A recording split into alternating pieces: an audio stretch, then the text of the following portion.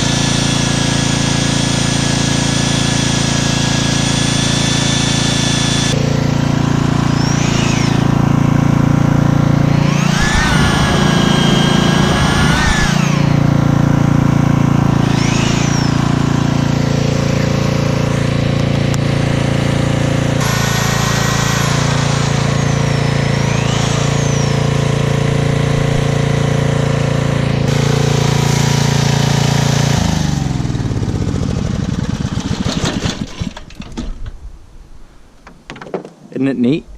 I suppose. A minute before you got here. Oh, that didn't take long. No, it really didn't. Concrete core. There we have it. We got a hole in our wall. Now we're ready for electrical conduit to poke through it.